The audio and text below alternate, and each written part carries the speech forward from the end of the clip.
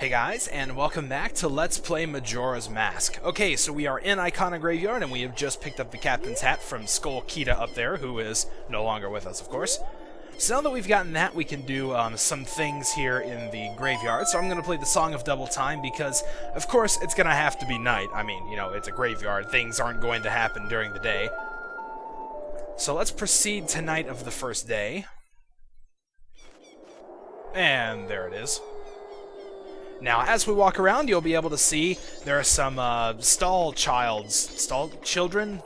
I really honestly don't know what the plural of that is, but either way, they're circling around this grave, and there are also a few kind of hanging out. There's some over here by the fire, and I actually don't really even think these things attack you at all. Okay, I guess they do, but if you're wearing the captain's hat, they won't bother you, but otherwise, they still won't come after you unless you actually, like, stand in front of them. So, turns out we can actually talk to them if we have this. Huh? Ah, Captain, sir. Excuse me, sir. Everyone, give the captain your attention. Oh, and they all assume the salute position there. We haven't seen you in some time, Captain, sir. As for your orders, sir, we've been guarding these graves closely. We have all been expecting your next order, sir. What shall we do? How about you open it for me? Open it? Yes, sir. Everyone, follow me. So then they all start going to town on the grave. And drop down. And now we can do the same. Awesome, so let's do it. So, basically, I think I mentioned this whenever we first came in, but this is one of those places where we can do something on all 3 days. You can see there's also another, like, portal over there that we can't get to because there's no platforms, and if you use the Lens of Truth, there's nothing there either. But, we can come back on each of the 3 nights and enter a new grave, pretty much, and do some more things. So, for now, let's just continue along this path.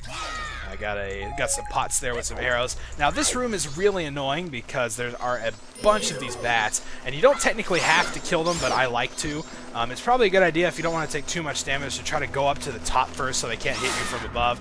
Otherwise, you can pretty much just sit here and keep doing spin attacks, and they'll usually just run into you.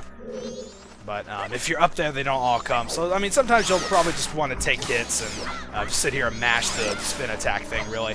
If they come at you from above, then they will still hit you. But then once you kill them all, this chest will appear. I don't actually even think there's anything that important in here, but I could be mistaken.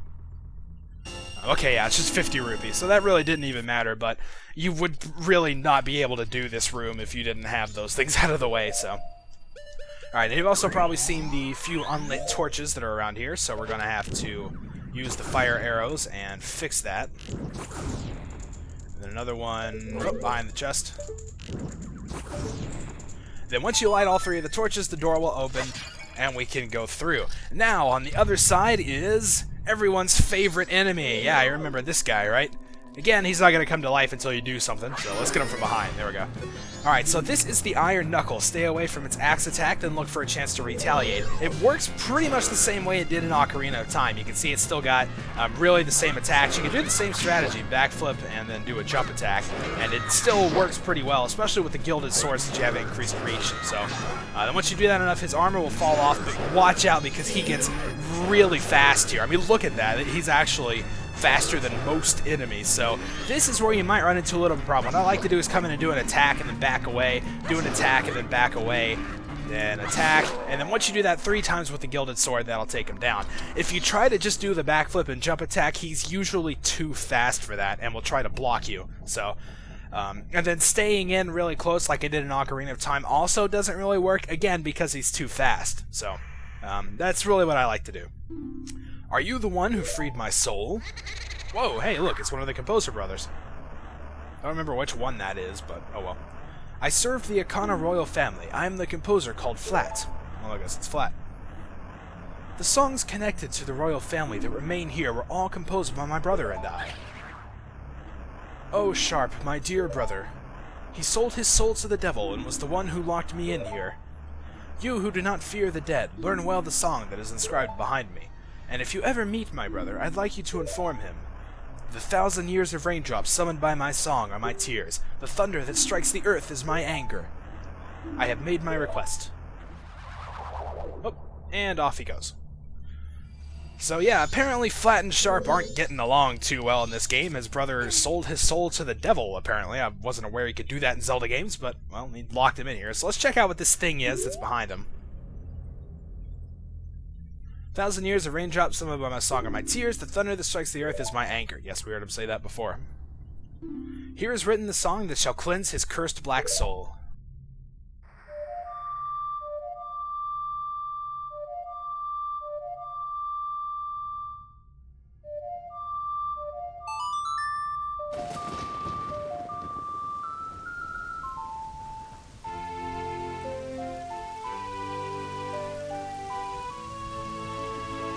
So now we have remembered the Song of Storms. I'll see, this time it says remembered the Song of Storms. He just forgot. It's okay. This melody that you've heard before is the turbulent tune that blows curses away. Awesome. So now we've filled up yet another song slot in our quest status screen. We're getting up there too. Look at this. There's only 2 more left. So we're actually going to learn one of them sort of at the end of the next area that we're going to go to. So that's pretty cool. We're actually starting to fill this thing out pretty well. Oh, that's kind of interesting. They're just like one down from each other. Okay, anyway, I'm having too much fun with that. Anyway, let's head back out. That's pretty much all there is to do in this grave on the first night. So, of course, in order to get back out, we're going to have to go all the way back. But it's not too bad. It's just a few rooms. It just took us a little while to get in here, it seems like.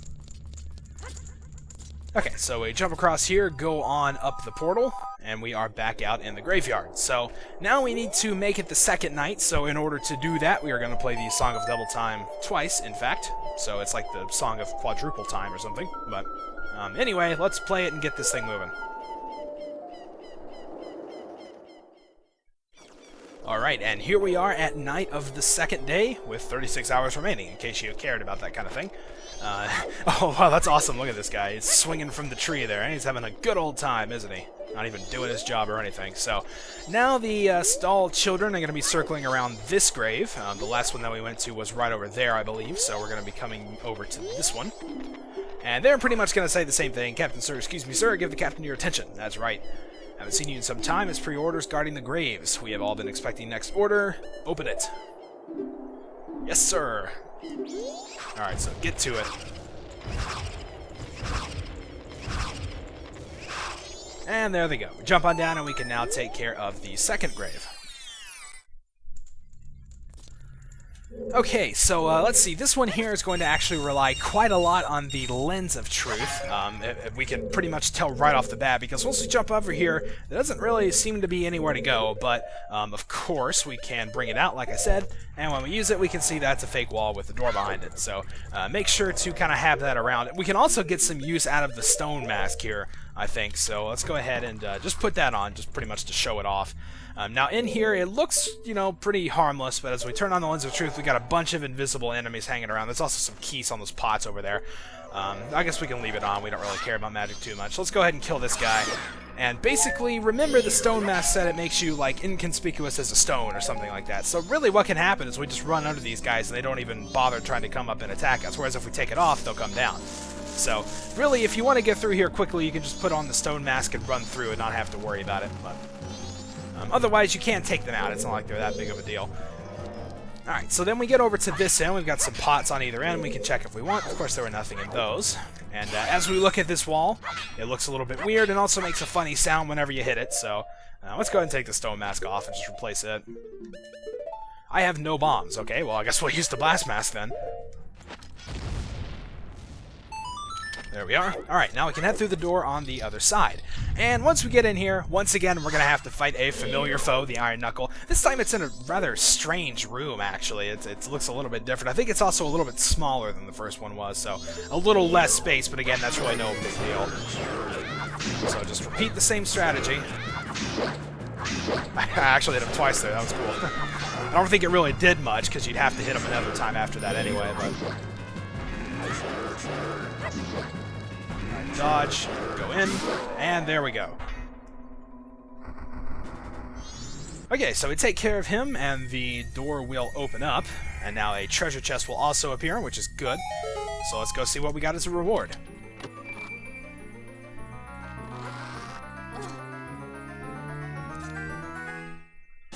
We got a piece of heart. Alright, so that is the first of 4 for the next heart container. We haven't really picked up too many of those. I think just a couple since we started this week. But we're making pretty good progress. We're at least up to 11. So, alright, well, let's get the stone mask back out again, I guess. Nope, nope. Over here. There it goes. Alright, so let's make our way back across here. I don't think Link will actually jump over those gaps, so you kind of want to be careful walking across, because I have actually fallen off of those before, so you might want to watch out just a little bit. I don't think you can really cut corners too much. Okay, so now we're done with the second grave. We can head back up and make it night of the third day.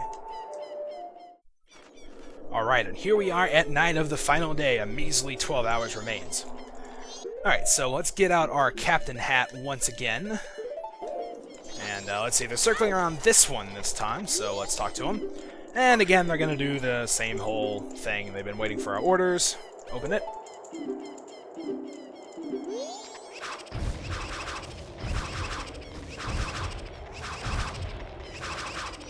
Okay, so now let's enter the third and final grave of Ikana Graveyard.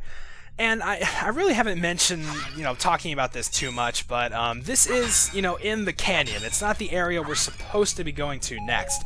But really, I would recommend that you go ahead and do this because of the reward that we're going to get inside of this grave. So it really, really is worthwhile, I promise. We're not just messing around and doing things randomly. But let's jump on down and head out through here. You can see there's not really too much around, but if we look over this way, well, look who it is. Stompe. You? Who are you? I can't see because it's too bright. You're not a ghost, are you? A fairy. Oh, it was the fairy's light. In that case, it's just perfect. I came looking for the royal family's legendary treasure, but my torch has gone out. I'm sorry, but could you walk in front of me and light the way? Please? Fine. You will? In that case, I'll use your light as I walk. Just lead me to the place where you think the treasure chest is buried. I'll even split the treasure with you. I'm counting on you now. Well, alright, so we're going to have to walk this guy around, and basically how this works is whenever you L-target him, the fairy will fly over and will sort of lead him around, so really all you have to do is just keep him targeted and then sort of lead him in the direction you want to go. Don't go too far, though, because Tattle will love to just disengage the lock-on for you. But we can bring him over to one of these dirt mounds here, and he'll say there's something strange about the spot. Want me to dig here? Do it. And he will dig, and if you got the right spot, pretty much, you'll see there's this blue flame that comes out. It's not any treasure, show him another spot. So there are 3 of these blue flames that we need to find, and they will be hidden. I think they're actually in random spots. So, oh yeah, there's also a wall master. I think that only appears after you get the first flame, but I'm not sure. Either way, and he does come out, so just make sure you're listening for him. Alright, so let's try this pit over here next. Come on, dig it. There you go. Something strange about the spot. Want me to dig? Do it. And nothing.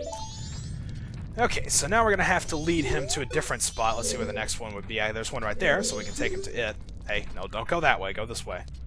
Going to have to take him to that one up there to our upper right next. So let's just wait for him to go. Again, don't go too far away. It's very easy to lose your lock-on because he moves so slow. But I guess it could be worse. He could move as slow as he did in Ocarina of Time. Alright, so let's dig up spot number 3 here. And nothing. Awesome. Alright, so now we're going to have to take him all the way across this place. I guess we can walk in the flame without getting hurt. That's good. What? No, don't dig that spot again. You've already dug that up once. You don't need to do it again. Oh, I wonder if you could, dig the same spot 3 times and then get counted for all 3 blue flames. I don't know, but... Anyway, that was weird. I've never actually seen him do that before. Alright, so the final spot looks like it's right here. On the floor, anyway. There are actually more, of course, because, we still need 2 more flames. So, let's go ahead and let him dig this one up. Alright, let's see if there's anything in here. Hey, there it is. There's the second blue flame. Okay, so now we are out of spots on the ground, so we're going to have to make our way actually up. There's a platform up there, and there's also one up here. Where are you going, dude? Is he trying to leave? He's literally trying to go up the stairs. Come on, go around this way. I guess we'll take him to this one back here first, because I think that would be the closest one.